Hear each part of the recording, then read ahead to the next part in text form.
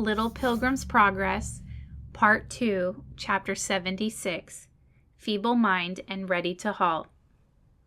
Feeble Mind had never been a strong groundhog, and he seemed scarcely fit to take a long journey. "But," said he, "I have made up my mind that I will find the king's city, and if I am too weak to walk all the way, I will creep on my hands and knees. Everyone has been good to me, and I have come thus far in safety. I could not have climbed the hill of difficulty, but the interpreter sent a servant with me, and he carried me on his back to the top of the rocky path. This is the worst thing that has happened to me. But as I lay in the giant's cave last night, I prayed to the king, and I felt sure he would save me. And you see, he has saved me." Gaius had a daughter whose name was Phoebe. She wished very much to go to the celestial city, and her father thought that it would be pleasant for her to travel with Christiana and Mercy. So they stayed a few days while she prepared for her journey. On the last day, Gaius made a feast for them, and when it was over, Greatheart asked what he must pay for their lodging. But Gaius would not take any money. He said he loved the king, and for his sake he kept his house open to any pilgrims who chose to stay there.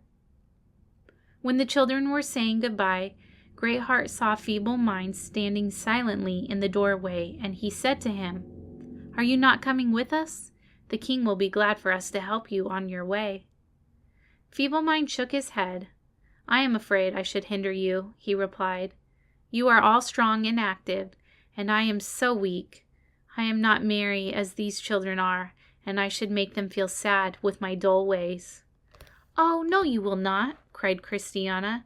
"Do come with us, and we will cheer and help you."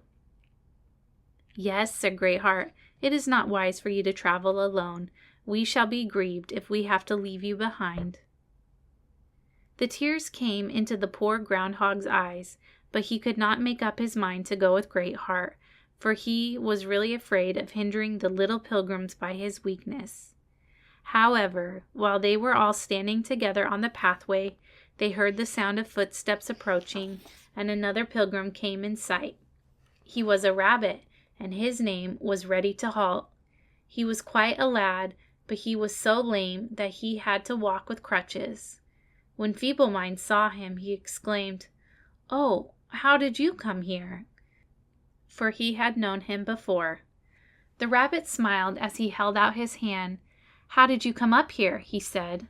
"I think we are both bound for the same place."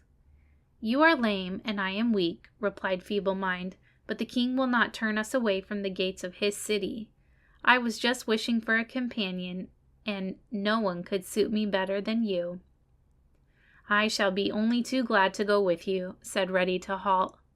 Then Greatheart and Mr. Honest spoke to him, and soon everything was settled pleasantly. "We cannot travel very fast," said Greatheart, "but if you are not able to keep up with us, we can always wait for you." So the little party set off once more. Mr. Honest walked ahead with Greatheart and Matthew, and his two brothers followed him. Then came Christiana and Mercy and Phoebe with little Innocents, and last of all Ready to Halt and Feeble Mind. "I am sure we will be able to help each other," said Ready to Halt, "and when you are tired, I will lend you one of my crutches."